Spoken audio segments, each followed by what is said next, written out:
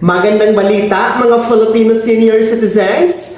Ngayong March 17 hanggang March 27, 10,000 pesos at 100,000 pesos ipamamahagi matatanggap na sa rehiyon na ito. Mahigit 5,000 benepisyaryo makakatanggap. Pag-uusapan natin dito sa video. Hello mga ka-vlogs! Welcome dito sa aking YouTube channel. Magandang araw po sa lahat ng mga manonood. Saan po kayong dako sa mundo? Kumusta kayo mga ka-vlogs? Eto anunsyo po ng National Commission of Senior Citizens or NCSC.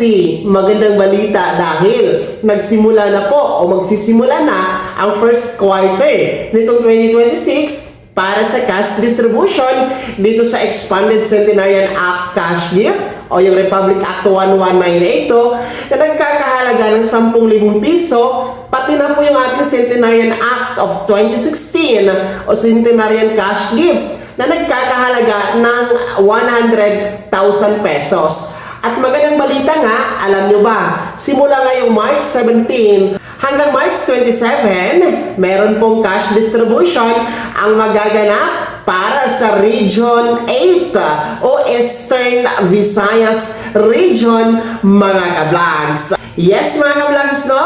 Mga taga-Eastern Visayas Region, kayo po ay makakatanggap ng 10,000 piso na cash gift at 100,000 pesos mula sa NCSC para po sa mga benepisyaryo ng Expanded Centenarian Act Cash Gift at Centenarian Cash Gift. So, ngayon po March 17 to 27, no, mahigit 5,000 benepisyaryo po ang makakatanggap ng mga naturang cash gift. No? At meron pong nakalaang budget dito na nasa 53 million pesos, 340,000 pesos mga ka-vlogs. So 53,340,000, yan po ang budget para sa Eastern Visayas, mga makakatanggap ng naturang cash gift. And para sa breakdown yan, no? Meron po tayong 5,064 na bilang ng mga benepisyaryo na makakatanggap ng 10,000 piso.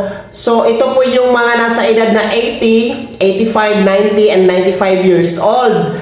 At meron din po tayong 100 years old na makakatanggap ng 100,000 pesos. Meron po silang bilang na 27 dyan sa Eastern Visayas. A total of 5,091 beneficiaries. So, ang kagandahan dito mga vlogs, no, dyan sa Eastern Visayas, meron tayong 27 centenarians. So, kahit pa paano, no, may mga umaabot po ng 100 years old dyan sa Eastern Visayas. Kaya, congratulations po sa inyo, no? Sana lahat aabot talaga sa 100 years old.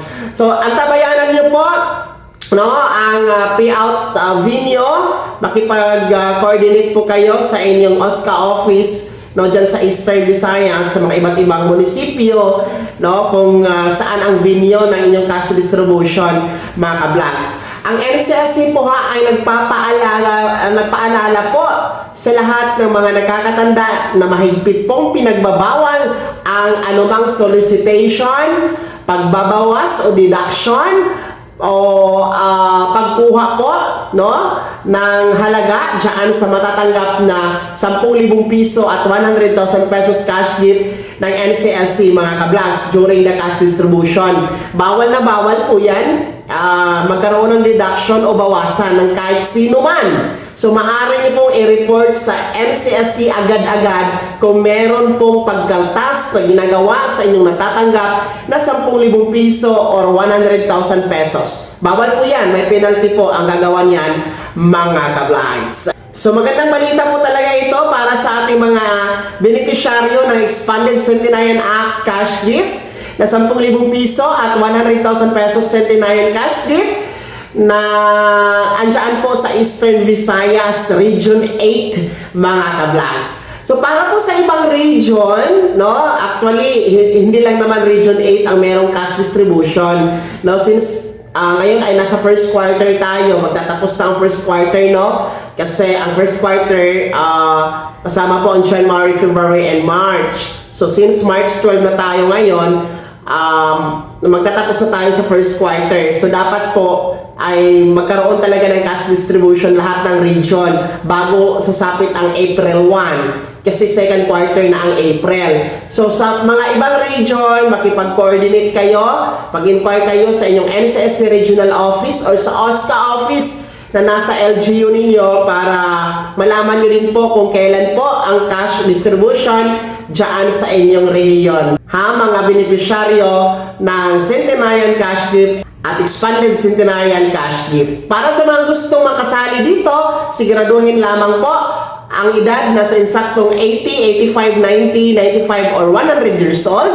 Mag-apply po kayo sa OSCA office para mapasama sa susunod na cash distribution, mga ka-vlogs. Kaya naman, sino sa inyo dito ang mga taga Region 8 dyan sa Eastern Visayas? Shoutout sa inyo! Meron ba tayong mga manonood dyan? Pag-i-komento naman sa comment section na nasa baba ang inyong reaction sa balitang ito. Kung kayo ba yung natutuwa dito sa inyong cash distribution. Kung bago ka pa lang sa aking channel o di kaya di ka pa nakasubscribe, i-click nyo muna ang subscribe button na nasa baba. Huwag kalimutan na pindutin ang notification bell. Ilagay sa all para una ka sa mga balitang i-upload ko.